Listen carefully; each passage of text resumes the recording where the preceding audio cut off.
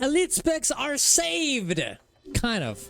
A new interview from ArenaNet breaks down all of the changes that are coming to the new Elite specs, telling us what the reception and feedback was to these Elite specs and what they're gonna do around it. Spoilers alert, they're fixed Luminary. So let's go through everything that changed so you can get a better idea on what's coming to the new expansion. Subscribe to the channel for more content like this. Go to my Ko-Fi if you want to support my content. Go to my Twitch to watch me live every morning, and let's get into it. So this is most important part about this article, is that this happened right after the beta. So there's a few things here that don't really make a lot of sense because, well, the expansion is coming out in only a month.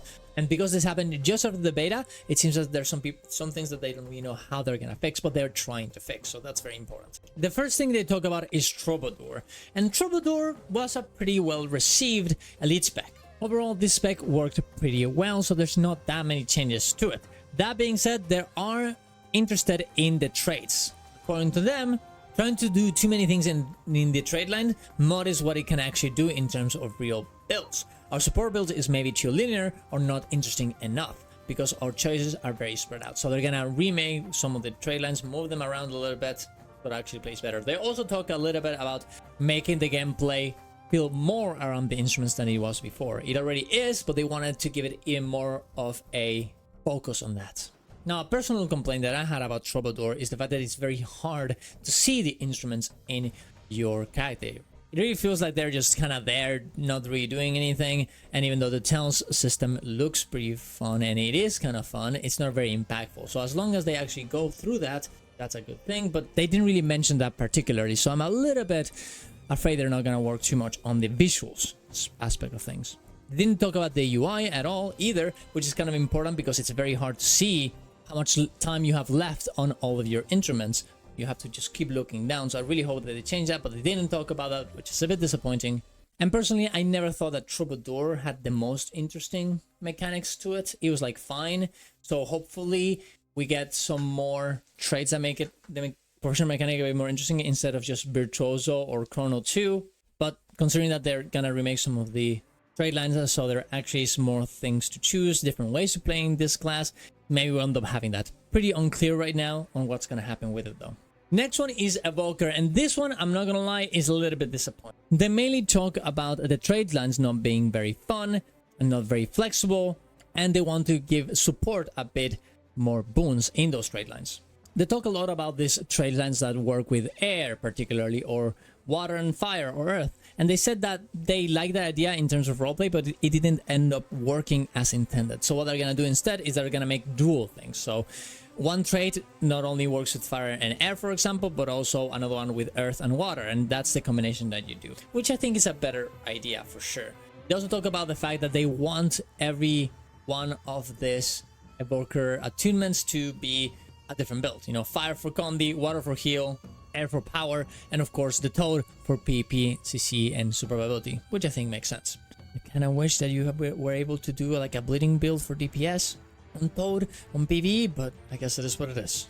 That being said, I'm very glad that they're talking about the boons, which is a big problem with Evoker, particularly for support. So hopefully we not only get that in terms of like power, but also in terms of playability, in different ways of playing this spec. I am very sad though that they didn't talk about the single attunement trait. They didn't say anything about it, they didn't mention it at all, and that is a bit confusing to me because I think that's the biggest problem with this spec. It's kind of missing the point. What people have really complained about, it's not only, well, it's not really the power of the spec, but how it actually works. I think there's a little bit of an issue that they didn't mention it, even if it was a month ago, because that means that they don't think it's a problem, I would guess. Or not a very big problem compared to the rest thing, and it's probably not gonna change. Now, I personally really like Evoker, but I think it should be way more involved in the way that it works. You can go check my review to see what I actually think, but it shouldn't just be an F5, you press the F5 every few seconds, XD, and that's it, right? It should be more than that, so I hope that they change their mind in this regard, but we'll see, I guess. Maybe with the trade lines that will change. The next one they talk about is Ritualist, and this one also was a bit weird for me. They essentially talk about how Shroud doesn't feel very impactful. You just go in, you put your minions, and then you get out. And that's the entire gameplay of it. And they correctly assess that's the issue with the spec. But the way that they want to fix it is just by making the particular abilities more powerful, which doesn't really make a lot of sense in my opinion, because they're really pretty good. It's just there's no reason to stay there, right? They talk about pressing, making 5 do something instead of just a teleport, which also really doesn't make a lot of sense, because even if you make that happen and it does something else, you're just gonna press, I don't know, 2, 3, 4, 5 and then leave instantly, which is not really the point. In my opinion, the interaction should happen between the shroud and not being in the shroud. It's okay that you put your minions in there, but the fact that your minions disappear and they instantly explode after you get out of your shroud, unless you pick the particular trade for it, it should be baseline, because otherwise you just go into shroud, you do the thing, and you instantly get out and you feel punished for it. And the other way, whenever you place DPS, whenever you actually have that option, it actually feels impactful, it feels fun, and it's kind of weird to me that they didn't go for that they didn't talk about that particular issue. I really hope they reconsider that and they put that as baseline. I don't really know what their solution is really gonna do for this, but I guess we'll have to see. But I was fairly disappointed with the perception of this particular spec. They also talk about Galeshot, which honestly they didn't really say anything about it. They're like, this spec was great, we did very, very well with it. The only things that we actually have to change here is that some of the skills need a bit more range, and that's kind of about it. And maybe some straights can be a bit more interesting. But honestly, I kind of agree. Galeshot, it does well. It doesn't really need too much, considering all the other things that need it more. Now, the next one is Antiquary, and this one I know you guys are excited for. They do acknowledge that a lot of people were very mad about this and not that people liked it, but they're not actually gonna surrender to this. At the end of the day, Antiquary is about the rat, is about the script bands, is a little bit about the RNG. What they're gonna do though is they're gonna make it so your F2 and F3 are always offensive first, defensive second. This used to be a trade line, used to be a trait that you would pick in order for you to not get confused between F2 and F3, between one being offensive and one defensive. And they're essentially making it just baseline. This makes it so every time you press your F2, you know they're gonna get an offensive ability. Every time you press an F3, you're gonna get a defensive one. This is actually pretty good, I think, mainly for muscle memory. You already can make the decision between using the artifact or not using the artifact, but now it's a bit easier to tell where they are at and identify the icons. So I think overall, this is a very, very good change. That being said, they don't really talk that much about anything else, which I think is a bit weird. Yes, the UI was an issue, but realistically, the biggest problem with the Antiquary is it doesn't feel very good. The artifacts themselves don't really feel very good. They feel clunky, they don't really do that much, and there's no mention of this, which I think is a very, very big issue here. I really think they're kind of missing the point in just doing this thing. They should do way more to make this entire spec way more fun to play, and more impactful too, as a lot of the artifacts don't really do that much. Amalgam is also one of them that they didn't really talk too much about it. They say it did well, people really loved it.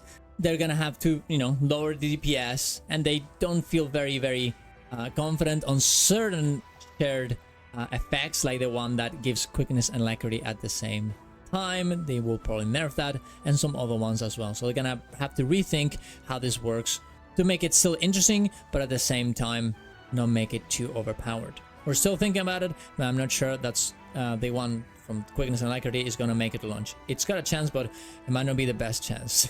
There you go. Now let's go for the heavy ones. Conduit, and this one was hard to read.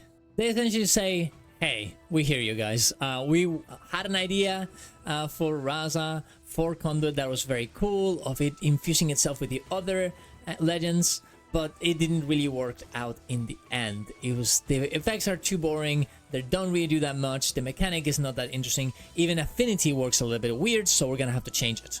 We're definitely thinking a lot about that profession mechanic, because that felt like the big figure point of the spec. It just didn't do enough.